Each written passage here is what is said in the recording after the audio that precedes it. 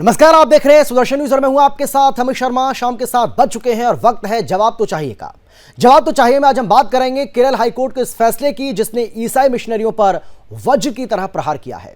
हिंदू दलितों के हक को मानने वालों की नाक में नकेल भी कस दिया है। केरल हाईकोर्ट ने कहा है कि जो लोग धर्मांतरित हो चुके हैं उन्हें आरक्षण का लाभ नहीं मिलेगा। कांग्रेस नेता डी कुमार की याचिका पर सुनवाई करते हुए केरल हाईकोर्ट ने यह बात कही है और इसी के साथ केरल हाईकोर्ट ने ए राजा की विधायकी को भी रद्द कर दिया है। केरल हाईकोर्ट ने कहा है कि चूंकि सीट एससी वर्ग के लिए आरक्षित थी तो इस सीट पर ईसाई बन चुका व्यक्ति निर्वाचित होने योग्य नहीं है। अगर कोई व्यक्ति ईसाई बन जाता है तो उसका संबंध हिंदू धर्म से नहीं रह जाता है। आपको बता दें कि ए राजा धर्मांतरित होकर ईसाई बने थे। आज हम चर्चा ये करने वाले हैं कि क्या केरल हाईकोर्ट के फैसले के बाद हिंदू दलितों के हक पर डाका डालने के मिशनरी प्रयास विफल होंगे? क्या इससे हिंदू दलितों के धर्मांतरण में कमी आएगी? हमारा सवाल यह भी है कि क्या धर्मांतरित हो चुके लोगों का आरक्षण रद्द करने के संबंध में एक देशव्यापी कानून बनना चाहिए? आज इन सवालों के इर्द गिर्द ही हमारी चर्चा रहने वाली है। पहले एक रिपोर्ट आपको हम दिखाते हैं। एक बड़ा पैनल भी हमारे साथ मौजूद है, चर्चा करेंगे। सवाल जवाब का जो सिलसिला है उसको भी हम शुरू करेंगे, लेकिन उसके पहले एक रिपोर्ट आपको हम दिखा रहे हैं। ये रिपोर्ट जरा देखिए आप। बदलोगे धर्म तो आरक्षण खत्म, हिंदू दलितों के हितों पर वार, मिशनरियों पर केरल हाईकोर्ट का प्रहार। धर्म बदलने वालों पर केरल हाईकोर्ट का हथौड़ा। केरल हाईकोर्ट का यह फैसला वज्र प्रहार की तरह है उन ईसाई मिशनरियों पर जो हिंदू दलितों के हकों पर डाका डालते हैं। हिंदू दलितों को झांसे में लेकर ईसाई बनाओ और आरक्षण भी पाओ। मिशनरियों की ये योजना अब नहीं चलेगी। अब अगर कोई हिंदू दलित ईसाई बनता है, अगर कोई हिंदू दलित धर्मांतरित होता है तो उसको आरक्षण का लाभ नहीं मिलेगा। केरल हाईकोर्ट ने यह फैसला धर्म परिवर्तन पर ईसाई बनने वाले वामपंथी विधायक ए राजा की सदस्यता रद्द करने वाली याचिका पर सुनाया है। इसी के साथ हाईकोर्ट ने सीपीएम विधायक ए राजा की विधायकी रद्द कर दी है। अदालत ने कहा है कि ईसाई बनने के बाद ए राजा हिंदू धर्म से संबंधित होने का दावा नहीं कर सकते। अदालत के इस फैसले के बाद हिंदू दलितों के हक पर, उनके आरक्षण पर धर्मांतरण गैंग डाका नहीं डाल सकेगा। सुदर्शन न्यूज लंबे समय से इसकी मांग करता रहा है। अब केरल हाईकोर्ट के फैसले के बाद सुदर्शन न्यूज की मांग है कि इस पर देशव्यापी कानून बने ताकि हिंदू दलितों के आरक्षण पर यह धर्मांतरण का कारखाना चलाने वाली गैंग डाका न डाल सके। Bureau report, Sudarshan news. तो केरल हाईकोर्ट के इस फैसले की हर ओर चर्चा हो रही है। आज इसी को लेकर हम चर्चा करने वाले हैं। एक बड़ा पैनल फिलहाल हमारे साथ मौजूद है। कौन कौन लोग हमारे साथ मौजूद हैं, सबसे पहले उनसे आपको हम परिचय कराते हैं। हमारे साथ जोसेफ मसीह जो कि क्रिश्चियन स्कॉलर हैं, वो हमारे साथ जुड़ गए। इसके साथ ही हमारे साथ आचार्य शैलेश तिवारी जी जो कि वैदिक तंत्र गुरु हैं, वो हमारे साथ जुड़ गए। और इसके साथ ही हमारे साथ अश्विनी दुबे जी जो कि सुप्रीम कोर्ट के वकील हैं, वो भी हमारे साथ जुड़ गए। आप सभी का बहुत बहुत स्वागत है। लेकिन जोसेफ साहब, सबसे पहले मैं आपके पास आना चाहूंगा, अगर मेरी आवाज आप तक पहुंच पा रही है तो। और सीधा सवाल मेरा आपसे यह है, केरल हाईकोर्ट के इस फैसले को आप कैसे देख रहे हैं? क्या आप मानते हैं कि केरल हाईकोर्ट का जो फैसला है वो एकदम बिल्कुल सटीक और सही फैसला और ऐसा ही होना चाहिए? अगर कोई अपना धर्म परिवर्तन करता है और वो सोचता है कि धर्म परिवर्तन करने के बाद भी उसको आरक्षण का लाभ मिलता रहेगा जैसे कि उसको पहले मिल रहा था, वो नहीं होना चाहिए। देश के अंदर अब ऐसा नहीं होगा, अब ये नहीं चलेगा। हाईकोर्ट का फैसला इस बात की तस्दीक करता है। आप सहमत हैं क्या? जी नमस्कार सबको जी। अब देखिए, हाईकोर्ट ने जो फैसला दिया है तो उसके मैं अगेंस्ट में कोर्ट के अगेंस्ट में मैं क्या बोलूं, इस पे भी बहस हुई होगी, अधिवक्ता रहे होंगे, जज साहब ने उसमें फैसला सुनाया है। अगर वो उससे सेटिस्फाइड नहीं होंगे तो वो ऊपरी अदालत में जाएंगे। नहीं, लेकिन आपका मत क्या है? आपका मत क्या है? आपका विचार क्या है इस पूरे मामले को लेकर? ठीक है, आप अदालत के फैसले पर टिप्पणी मत करिए, आप कर भी नहीं सकते हैं, उसका अधिकार हम में से किसी को भी नहीं है, लेकिन अपनी बातों में रख सकते हैं। नहीं, जब अदालत ने उसको कह दिया तो उसको हम अदालत के अगेंस्ट क्यों जाएं? तो जो अदालत जो फैसला करेगा उसको हमें मानना है। नहीं, मतलब कम से कम ये तो कह ही सकते हैं ना कि अदालत ने जो फैसला दिया है, अदालत का फैसला बिल्कुल ठीक है। आप ये तो कह सकते हैं जो मैं कह रहा हूं। नहीं, देखिए, वो तो मेरा राइट है, उसको मैं कहूं या ना कहूं, लेकिन जो अदालत का है उसकी जो उसका फैसला है उसका हम सम्मान करते हैं। यानी कि आप ये कह रहे हैं कि अदालत ने जो फैसला दिया है, अदालत जो कह रही है वो बिल्कुल ठीक है, ऐसा ही होना चाहिए। जी हाँ, अदालत जो अगर कोई हिंदू दलित अपना धर्म परिवर्तन करता है तो उसको आरक्षण का लाभ नहीं मिलना चाहिए। आप इसके साथ हैं, ये मानूं मैं? देखिए, you are putting words in my mouth. नहीं नहीं, ऐसा नहीं है। मैं तो आपकी राय जानना चाह रहा हूं सर, मैं तो सिर्फ आपकी राय जानना चाह रहा हूं। आपका इस पूरे मामले को लेकर क्या मत है, क्या विचार है, मैं ये जानना चाह रहा हूं बस। देखिए, अब वो मैं आपके मुंह में शब्द नहीं डाल रहा हूं, आप ये गलत आरोप लगा रहे हैं। देखिए, अदालत ने अपना फैसला दे दिया, उससे अगर वो सहमत नहीं होंगे तो वो ऊपर जाएंगे अदालत में वो, और जो वहां से जो फैसला आएगा उसको तो देखिए मानना है। उसमें हमको अच्छा लगे चाहे ना लगे, लेकिन जो अदालत ने बोला उसकी बात को हम लोग को मानना है, उसका हम सम्मान करते हैं। ठीक है, देश देखिए कानून से चलेगा, वो हमारे विचारों से नहीं चलेगा। ठीक है, चलिए मैं आता हूं आपके पास, मैं आपके पास लौटूंगा जोसेफ साहब।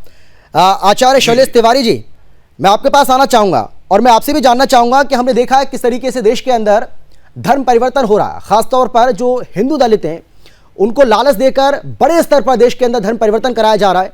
अब ए राजा के बारे में तो हम ये कह नहीं सकते हैं क्योंकि गरीब लोगों का धर्म परिवर्तन होता है, खासतौर पर ऐसी बातें सामने आती रही हैं, लेकिन ए राजा के बारे में तो कहा नहीं जा सकता कि वो गरीब है। इसका मतलब ये है कि उन्होंने जानबूझकर अपना धर्म परिवर्तन किया और वो उनको ऐसा लग रहा था कि वो आरक्षण का लाभ भी लेते रहेंगे और धर्म परिवर्तन भी कर लेंगे, लेकिन अब क्योंकि हाईकोर्ट का डंडा चल चुका है, विधायक की चली गई है, तो अपने आप में एक बहुत बड़ा फैसला, एक अहम फैसला है। आप क्या कहेंगे, आपकी क्या राय इस पूरे मामले को लेकर? जय श्री राम जी। अमित जी, मैं केरल हाईकोर्ट को बहुत साधुवाद देता हूं, धन्यवाद देता हूं जो इस प्रकार के ऐतिहासिक कदम उठाए हैं। आज देखिए, मैं ऐसे बहुत सारे आईएएस, आईपीएस और आईआरएस जी दलित समाज के लिए बोलते हैं आगे आकर के, लेकिन आप उनके तह तड़ जाएंगे तो वो लोग जो है अब बौद्धिस्ट बन गए हैं। वह एक आवरण बना लेते हैं कि मैं बाबा साहब का फॉलोअर हूं, लेकिन वो बाबा साहब के फॉलोअर नहीं हैं जी। वह जो व्यक्ति हैं वह लोग बुद्धिस्ट बन गए हैं, बहुत सारे लोग क्रिश्चियन बन गए हैं। मैं व्यक्तिगत रूप से बहुत सारे लोगों को जानता हूं। ऐसे लोगों के बच्चों को आरक्षण नहीं मिलना चाहिए, ऐसे लोगों को आरक्षण नहीं मिलना चाहिए। और जो दलित भाई जिनको जरूरत है आरक्षण की, अगर उनकी जगह पर कोई दूसरे को आरक्षण मिलता तो कोई गरीब का बच्चा उनके जगह पर स्थापित होता जी और हिंदुत्व का झंडा बुलंद करता, हिंदू रहता। लेकिन जिस प्रकार आज हिंदू धर्म को भी छोड़ रहे हैं, ईसाईयत में जा रहे हैं जी, बुद्धिस्ट बन रहे हैं, और इसके अलावा भी 2-3 और धर्म है, बहाई धर्म है, उसमें भी लोग जा रहे हैं, और इसके बावजूद भी लोग आरक्षण ले रहे हैं। यूपीएससी में आरक्षण ले रहे हैं, नौकरी के प्रमोशन में आरक्षण ले रहे हैं। ऐसे लोगों को आरक्षण नहीं देना चाहिए। आरक्षण जो है वह अगर धर्म के आधार पर बांटा गया कि हिंदू धर्म के लोगों को ही दिया जाए, हिंदू धर्म के दलित परिवार को ही दिया जाए, तो सिर्फ और सिर्फ दलित परिवार को ही दिया जाए, हिंदू धर्म के लोगों को दिया जाए, उन्हें ईसाइयों को नहीं दिया जाए। और इसके बाद जिस प्रकार आप एमएलए की बात कर रहे हैं, वह एमएलए मानसिक रूप से वह एक साजिश के तहत लोगों को मोटिवेट करने के लिए, लाखों लोग ईसाईयत में परिवर्तन, कन्वर्जन कराने के लिए उन्होंने ईसाई बने, और उनको लगा कि उनके ऊपर कोई कानून शिकंजा नहीं कसेगा, और बात उल्टी पड़ गई और वह कानून के फेरे में आ गए। आज उनका जो है विधायकी चली गई। ऐसे लोगों का हर पद जाना चाहिए, चाहे वह आईएएस हो, आईपीएस हो, आईआरएस हो, शिक्षक हो, साइंटिस्ट हो, और जो भी आरक्षण के बल पर जी दलित परिवार से बन करके आया और ईसाई बन गया, वह बुद्धिस्ट बन गया, ऐसे लोगों के नौकरी से हटाना चाहिए। ऐसे लोगों के ऊपर अदालत को कठोर कदम उठाना चाहिए। और मेरा मानना है कि पूरे देश में, मैं जानता हूं कि सबसे ज्यादा महाराष्ट्र में है, केरला में है, उसके अलावा जो है नागालैंड में है, त्रिपुरा में है, मणिपुर में है, झारखंड में है, उड़ीसा में है, जहां जंगल से जुड़े लोग हैं, जहां कह सकते हैं कि जहां ज्यादा गरीबी है, जहां दलित परिवार लोग हैं। ठीक है आचार्य जी, मैं लौटूंगा आपके पास। अश्विनी दुबे जी, अश्विनी दुबे जी, आईएएस आईपीएस बनने के बाद लोग धर्म परिवर्तन करके अपने आप को मॉडर्नाइज साबित कर देते हैं। ऐसे लोगों को पद से हटाना चाहिए। ठीक है अश्विनी दुबे जी, वकील होने के नाते आप इस पूरे मामले को कैसे देख रहे हैं? हालांकि हमें यह भी नहीं भूलना होगा कि ए राजा के पास अभी भी एक कानूनी अधिकार है कि वो ऊपरी अदालत में इसको चैलेंज कर सकते हैं।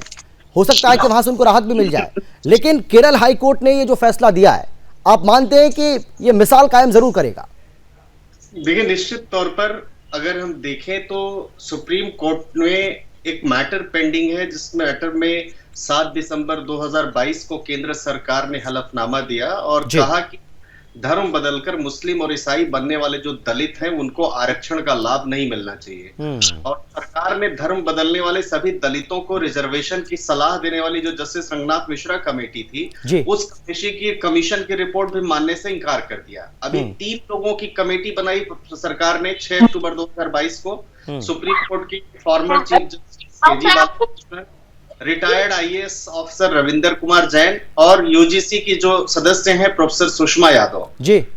उस कमीशन को बनाने के पीछे जो केंद्र सरकार का मकसद है वो ये है कि अपनी रिपोर्ट में ये कमीशन सरकार को सुझाव देगा कि धर्मांतरण के बाद दलित, मुस्लिम और ईसाइयों को अनुसूचित जाति के तौर पर आरक्षण का लाभ मिलना चाहिए, नहीं मिलना चाहिए। ए राजा का एक एग्जाम्पल है जिसमें ए राजा दलित सीट से उन्होंने इलेक्शन लड़ा और क्रिश्चियनिटी लेने के बाद भी। दूसरा क्या, क्रिश्चियनिटी में न जाति है न जातिवाद है, वहां फिनोमिनन है जैसे नस्ली फिनोमिनन। और हिंदू धर्म को छोड़कर जाति किसी और धर्म का अभिन्न अंग नहीं है। अगर कोई व्यक्ति हिंदू से ईसाई बन रहा है तो उसकी जाति मायने नहीं रखती। तो लोग जो है, जो भी कोई धर्म परिवर्तन करता है, मुस्लिम बनता है, तो उसमें जाति का मसला नहीं होता है। मुस्लिम बनने वाले की जाति नहीं खोजी जाती है। हाँ, लेकिन अगर कोई दलित मुस्लिम बन रहा है तो मुस्लिम समाज में उसे कोई परेशानी नहीं आती और ना ही उसके साथ किसी तरह का, जैसा कहते हैं, डिस्क्रिमिनेशन होता है, क्योंकि वहां जातियां नहीं। अगर जातियां नहीं है तो जातिगत आरक्षण भी नहीं है। और इसीलिए देखिए कि जो बौद्ध धर्म के एससी समुदाय के लोग आरक्षण और दूसरी सुविधाओं का फायदा उठा सकते हैं, वो इसलिए क्योंकि बौद्ध, जैन, सिख ये सब हिंदू धर्म के ही अंग हैं। और संविधान में हिंदू धर्म के एससी समुदाय के लिए व्यवस्था है। 1956 में इसे सिख आउट, 1990 में बौद्धों के लिए भी जोड़ दिया। अगर कोई व्यक्ति इस्लाम या ईसाई में कन्वर्ट होता है तो उसे आरक्षण का लाभ नहीं मिलेगा, लेकिन वो दोबारा भी हिंदू धर्म में कन्वर्ट हो जाता है तो उसे लाभ मिलना शुरू हो जाएगा। तो जो एसटी है, एसटी के लिए थोड़ी अलग स्थिति है। एसटी के लोग किसी भी धर्म में कन्वर्ट हो रहे हैं उन्हें लाभ मिलेगा। लेकिन अभी जो कमेटी बनी है और सुप्रीम कोर्ट में जो मैटर चल रहा है, दोनों बातों में आप समझिए, कमेटी की जो रिपोर्ट आती है सरकार या तो उसको मानेगी या उसके पहले सुप्रीम कोर्ट का जो फैसला है। लेकिन एक बात आपको मानना पड़ेगा कि जिन धर्मों में जातियां नहीं है तो वहां जातिगत आरक्षण का प्रश्न पैदा ही नहीं होता है। इसलिए तो कन्वर्जन हो रहा है और ये सोच करके हो रहा है कि हम अपना नाम छुपा लेंगे और हम रिजर्वेशन का बेनिफिट भी लेते रहेंगे, तो वो चीजें पॉसिबल नहीं होंगी। क्योंकि यही मसला एग्जैक्टली सुप्रीम कोर्ट में अभी पेंडिंग है, जिसमें सुप्रीम कोर्ट में एक यू अकबर अली तमिलनाडु के थे, उन्होंने अपना धर्म बदला, धर्म बदलकर हिंदू से मुस्लिम बन गए, बाकी लोग अभी भी हिंदू हैं। अब जब तमिलनाडु पब्लिक सर्विस कमीशन का ग्रुप 2 की नौकरी का नोटिफिकेशन जारी किया, 2 चरण की परीक्षा थी, प्रीलिम्स और मेंस, तो दोनों में परीक्षाओं में निकल गए, लेकिन फाइनल लिस्ट में नाम नहीं आया क्योंकि वो चेंज कर चुके थे रिलीजन। तो इसलिए ये समझना होगा कि जो लोग भी कन्वर्ट करते हैं, कन्वर्ट किए हुए लोगों का उसमें रिजर्वेशन के बेनिफिट का लाभ नहीं मिलेगा। जी ठीक है, ठीक है सर, लौटता हूं मैं आपके पास। तो जोसेफ साहब, क्या आप उम्मीद कर रहे हैं कि जो ये फैसला आया है इसके बाद देश में अब धर्मांतरण के जो मामले हैं वो घटेंगे? उम्मीद करें क्या, और क्या आप भी कर रहे हैं ऐसी उम्मीद? देखिए, पहली बात तो जो हमारे वकील साहब ने कहा और जो महंत जी, आचार्य जी ने कहा, उस पे ये आचार्य जी तो कह रहे हैं जो बुद्धिस्ट है, जो बहाई उसमें जा रहे हैं, उनको भी आरक्षण नहीं मिलना चाहिए, उनसे भी ले लेना चाहिए। हाँ, हमारे वकील साहब बता रहे हैं कि सिर्फ क्रिश्चियंस और मुस्लिम को, तो देखिए कॉन्ट्रडिक्शन तो यहीं पर है। आज हमारे देवी देवताओं को गालियां देते हैं, वह बोलते हैं कि ब्रह्मा विष्णु महेश कुछ भी नहीं है, उन लोगों को फिर आरक्षण क्यों दिया जाए? वह हमारे धर्म में नहीं है, मैं उनको हिंदू नहीं मानता। जो बुद्धिस्ट है वह बुद्धिस्ट है, वह दूसरे धर्म के हैं और उनको आरक्षण भी नहीं होना चाहिए। ठीक है, ठीक है, अब बोलिए आप जोसेफ साहब, अपनी बात पूरी कीजिएगा। बोलिए। हाँ। पहले तो अमित जी इसी बात पे आप एक डिबेट रख लीजिए कि वो लोग हैं, आपके साथ हैं या नहीं है। और इसमें तो मैंने आपको पहले कह दिया और मेरे समझ से दुबे जी ने बहुत अच्छी तरह से समझा दिया क्या क्या उसके क्लॉज है, कहां-कहां। आपके 4 पुस्त पहले भी हिंदू रहे होंगे और आप लोगों ने अंग्रेजी नीति सीख ली है, चाहे आप जो क्रिश्चियन है या इस्लामिक लोग हैं, सब लोगों ने अंग्रेजी नीति अपना लिया है हिंदू के अलग अलग जातियों के आपस में लड़वा करके हिंदुओं के बीच में मतभेद पैदा करके फिर उसको ईसाइयत में कन्वर्ट करना, यही आप लोगों का काम रह गया है, यही काम इस्लामिक लोगों का भी रह गया है। तो आज जो स्थितियां बनी हुई है इस देश में, सबका शत्रु ब्राह्मण, सबका शत्रु कौन? सनातनी। सबका शत्रु कौन? चाहे वो क्रिश्चियन हो उसका भी शत्रु सनातनी। सनातनी में कौन? जो घोर ब्राह्मण है वो सबसे ज्यादा शत्रु है। आप लोगों ने षड्यंत्र रच करके जिस तरह सनातन को नुकसान पहुंचाया है यह दुर्भाग्यपूर्ण है। और अभी भी मान लीजिए आने वाला समय जो है वह भारत हिंदू राष्ट्र बनने जा रहा है। हिंदू राष्ट्र बनेगा, 10 वर्षों में हिंदू राष्ट्र बनेगा और नरेंद्र मोदी जी तीसरी बार प्रधानमंत्री बनेंगे। इसके बाद योगी आदित्यनाथ जी जब बन जाएंगे प्रधानमंत्री तो जितने क्रिश्चियन और मुस्लिम लोग हैं सब लोग कहेंगे कि हम हिंदू हैं, हम हिंदू हैं, अपने आप बोलना शुरू कर देंगे। उससे अच्छा है कि आप लोग इस तरह का कुकृत्य मत कीजिए, हिंदुत्व को, सनातन को इतना कुठाराघात मत कीजिए। जिस प्रकार से आप लोग कुठाराघात कर रहे हैं, जिस तरह आप दलित बस्तियों में जाकर के, जिस तरह आदिवासी बस्तियों में जाकर के धन का लालच दिखाते हैं, एजुकेशन का लालच दिखाते हैं और धर्म को कन्वर्ट करा देते हैं और पूजा पाठ से उनको विमुख करके उन लोगों को मंच और अलग अलग तरह खान पान सिखा देते हैं। ठीक है, जवाब ले लेते हैं अब। ठीक है आचार्य जी मैं आऊंगा, अगर समय बचेगा तो मैं जरूर आपके पास लौटूंगा। जोसेफ साहब बोलिए और जवाब दीजिए उनकी बात का। जी, तिवारी जी ने तो सारा अपना जजमेंट, सारा कुछ जज तो यही बन गए हैं, इन्होंने बता ही दिया कि नहीं, क्या जज तो नहीं बन गए। देखिए जोसेफ साहब देखिए, ये बात तो आप भी जानते हैं, इतने भोले तो आप भी नहीं है कि ये सब हो रहा है देश के अंदर, ये सब चल रहा है, ये बात तो सही है। गलत क्या कह रहे हैं वो? सही तो कह रहे हैं। क्या हिंदू दलितों का क्या धर्मांतर नहीं किया जा रहा है? क्या लालच देकर धर्मांतर नहीं हो रहा है? मेरठ में क्या हुआ, उत्तराखंड में क्या हो रहा है, छत्तीसगढ़ में क्या हो रहा है? लालच भी दिया जा रहा है और नफरत भी फैलाया जा रहा है। कहा जा रहा है कि भाई ब्राह्मण तुम्हारे शत्रु थे, जबकि मेरा ऐसा मानना है कि ब्राह्मण एक ऐसी जाति है जो सब जातियों से प्यार करती है, सबको साथ लेके चलती है। इस देश में ब्राह्मणों ने सबको एक दूसरे से जोड़ने का काम किया है, लेकिन जो नए नए क्रिश्चियन बने हैं उन लोगों ने जहर घोलने का काम किया है। जी आचार्य जी, जो क्रिश्चियनिटी है उसमें तो सबसे बड़ी जो सीख है वो तो अपने दुश्मन से भी प्यार करने के लिए बोला गया है, तो हम आपसे नफरत कैसे कर सकते हैं? उसका तो हमारा तो बॉटम लाइन, पंच लाइन ही है, लव योर एनिमी, अपने शत्रुओं से भी प्यार करो, दोस्तों को छोड़ दीजिए आप। सनातन धर्म में कोई शत्रु ही नहीं है। सनातन धर्म में सर्वे भवन्तु सुखिनः, सर्वे सन्तु निरामया, सर्वे भद्राणि पश्यन्तु मा कश्चित् दुःखभाग् भवेत्। वसुधैव कुटुम्बकम के तर्ज पर हम चलते हैं, हमारा कोई शत्रु ही नहीं होता सनातन में। शायद आपको क्रिश्चियनिटी के बारे में बहुत गलत फहमी है आचार्य जी। मुझे कोई गलत फहमी नहीं है, मैं पूरी तरह से क्रिश्चियनिटी को पढ़ा हूं। मैं बहुत करीब से दंतेवाड़ा और छत्तीसगढ़ के ऐसे गरीब जगहों में जाकर के देखा हूं कि कैसी कन्वर्जन चल रहा है। मैं अभी आचार्य जी उड़ीसा भी देख रहा हूँ, झारखंड भी देख रहा हूँ, उधर आप देखिए मणिपुर में भी, त्रिपुरा में भी, मेघालय, मिजोरम में, सब जगह आदिवासी परिवार को और दलित परिवार को तोड़ करके उनको क्रिश्चियनिटी में कन्वर्ट किया जा रहा है। इस देश में क्रिश्चियनिटी था कहाँ? लोगों ने क्रिश्चियनिटी, अंग्रेजों ने आए और आके क्रिश्चियनिटी थोप दिया और कांग्रेस की जो 70 साल की सरकार थी उस पर कोई अंकुश नहीं लगाई, क्योंकि कांग्रेस परिवार क्रिश्चियनिटी पर विश्वास करती है और इसके कारण यही तो आपकी गलतफहमी है आचार्य जी। मेरी गलतफहमी नहीं है, मैं आईना दिखा रहा हूँ आपको। यह आईना आपके सामने मैं प्रस्तुत कर रहा हूँ कि जिस प्रकार भारतवर्ष में गरीब आदिवासी भाई बहनों को और दलित परिवार के भाई बहनों को, जिनको हम लोग प्यार करते हैं, जिनको हम लोग अपने हृदय से लगा के रखते हैं, उन लोगों को हम लोग हिंदुत्व के बीच में आपस में शत्रुता बना करके, नफरत फैला करके और उनको धन का लालच दे करके, एजुकेशन का लालच दे करके, घर का लालच दे करके ईसाई मिशनरी ने कन्वर्जन का काम किया है और तनिक नहीं करोड़ों में कन्वर्जन किया है और आज भी कन्वर्जन जारी है। आप सबके सामने अपने आप को सच्चा पाक साबित कर देते हैं और इसके बाद कन्वर्ट करना शुरू कर देते हैं। यही इस देश का दुख है। इस देश में अभी तक हिंदू राष्ट्र की परिकल्पना नहीं हुई थी, अब हिंदू राष्ट्र की परिकल्पना जो हो रही है यह सब रुक जाएगा। जवाब दीजिए जल्दी से। नहीं, पहली बात तो आचार्य जी कह रहा है कि अंग्रेज लोग लेके आए क्रिश्चियनिटी। देखिए, आज तो डिबेट पे हम समझ नहीं पा रहे हैं कि टॉपिक कहां जा रहा है। पहली बात तो अंग्रेज आए थे बिजनेस करने, उनको तो क्रिश्चियनिटी फैलाने से कोई अभी नहीं था। क्रिश्चियनिटी आई है 2022 वर्ष पूर्व केरल से आई है, जब ईसा मसीह के 12 चेलों में से एक सेंट थॉमस केरल आए थे।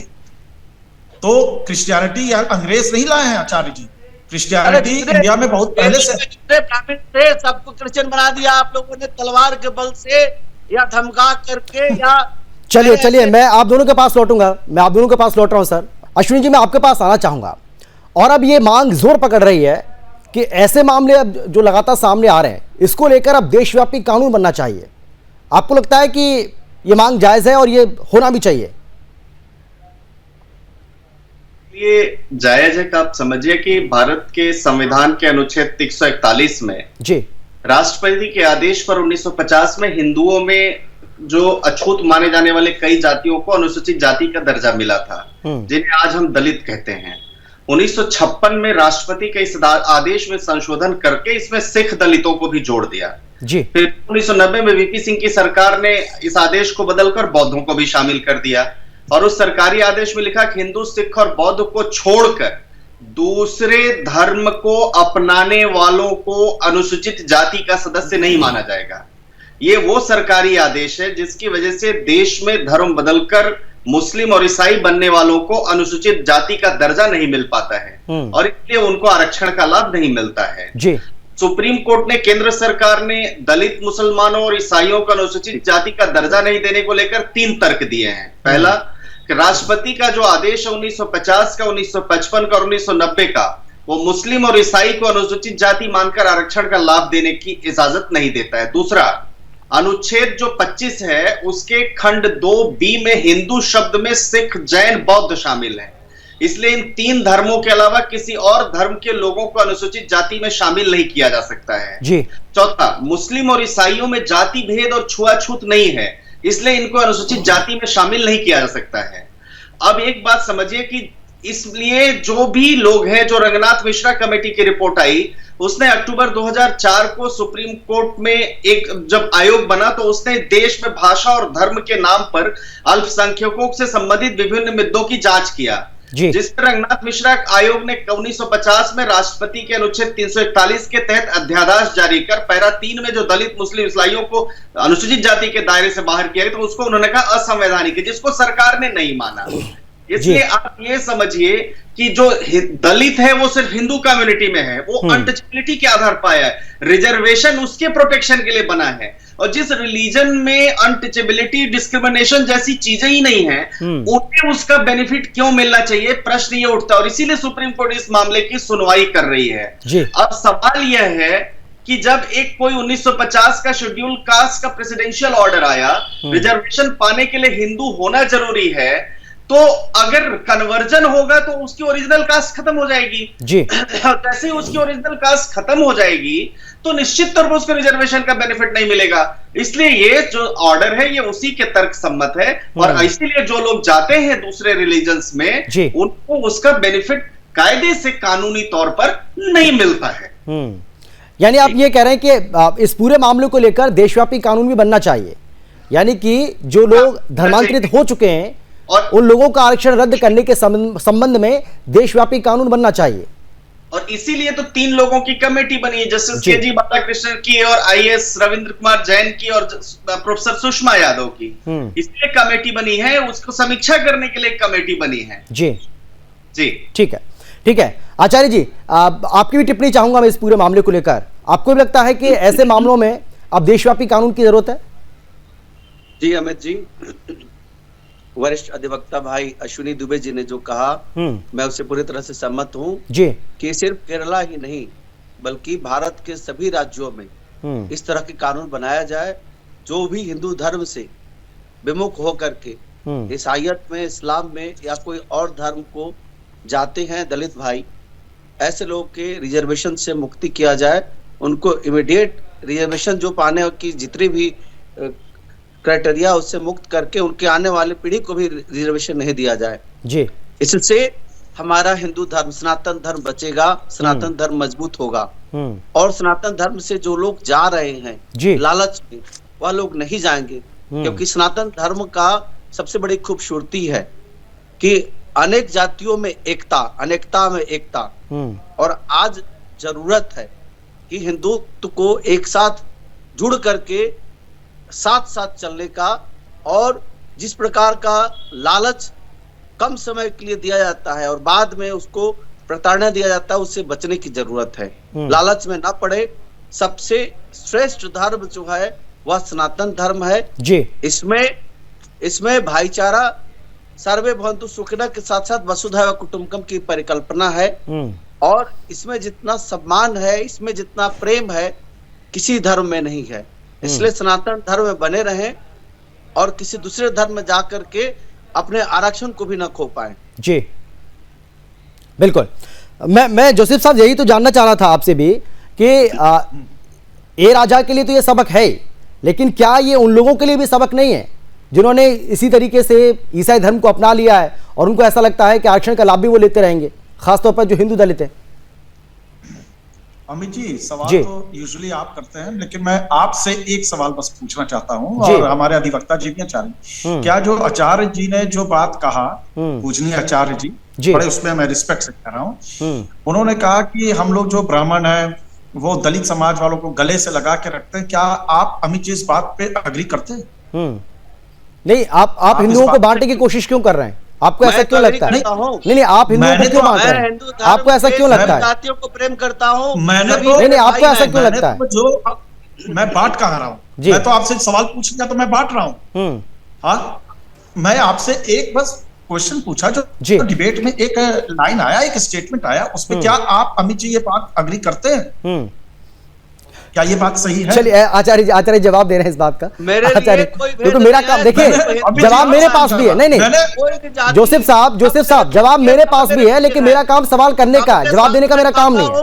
आचार्य जी बोल रहे हैं कुछ। आचार्य जी जल्दी से, आचार्य जी दे रहे हैं ना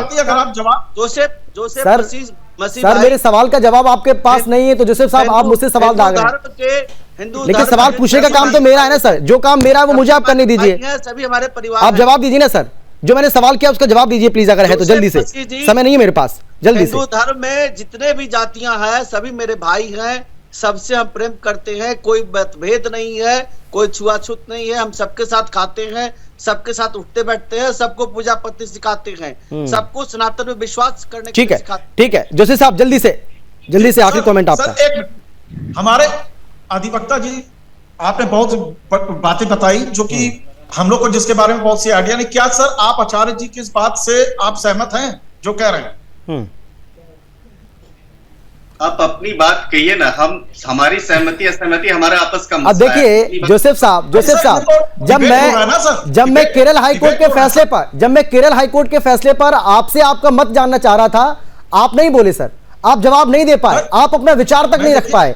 और आप देखिए, कभी आप अश्विनी जी से सवाल करते हैं, कभी आप मुझसे सवाल करते हैं, इसका मतलब यह हुआ कि हमारे सवालों के जवाब आपके पास नहीं है, और इसीलिए आप बात को घुमा के सबसे सवाल करने की कोशिश कर रहे हैं, जबकि आपको बुलाया गया सवालों के जवाब देने के लिए, लेकिन आप सवाल कर रहे हैं ना कि जवाब दे रहे हैं, उल्टा काम कर रहे हैं। आपने जो सवाल पूछा था मैंने उसका जवाब दिया कि जो कोर्ट ने कहा, जो भारत का संविधान कहेगा उस पे मैं कोई। चलिए ठीक है सर, मेरे पास समय बिल्कुल नहीं बचा। अश्विनी जी जल्दी से, अगर 10 सेकंड में अपनी बात आप रख पाए, आखिरी कमेंट आपका जल्दी से। मैं ऐसा समझता हूं कि धर्म बदलने वाले दलितों को रिजर्वेशन मिलना आरक्षण की मूल भावना के विरुद्ध है, जो कि जातिगत भेदभाव पर आधारित है। इसलिए लाभ धर्म बदलकर मुस्लिम और ईसाई बनने वाले दलितों को नहीं मिलना चाहिए। संविधान के अनुच्छेद 30 के तहत धार्मिक अल्पसंख्यकों को अपने शिक्षण संस्थान खोलने का अधिकार है। अब धर्म बदलने वाले दलितों को इन शिक्षण संस्थानों में शिक्षा मिलती है, जो कि उन्हें धर्म नहीं बदलने वाले दलितों से कहीं ज्यादा अधिक सामर्थ्यवान बनाती है। ठीक है सर, बहुत धन्यवाद आप सभी का हमारे साथ जुड़ने के लिए, चर्चा में शामिल होने के लिए, अपनी अपनी बात रखने के लिए। लेकिन सुदर्शन न्यूज लगातार इस बात को उठाता रहा, लगातार ये मांग करता रहा है कि जो लोग अपना धर्म परिवर्तन करते हैं उनको आरक्षण का लाभ नहीं मिलना चाहिए। और अब केरल हाईकोर्ट का यह फैसला मील का पत्थर साबित होगा आने वाले समय में। सवाल यह भी है कि क्या धर्मांतरित हो चुके लोगों का आरक्षण रद्द करने के संबंध में अब देशव्यापी कानून बनना चाहिए? आप इससे कितना सहमत हैं, आप भी हमें बता सकते हैं। फिलहाल इतना ही, लेकिन देश और दुनिया की बाकी खबरों के लिए आप देखते रहिए सुदर्शन न्यूज।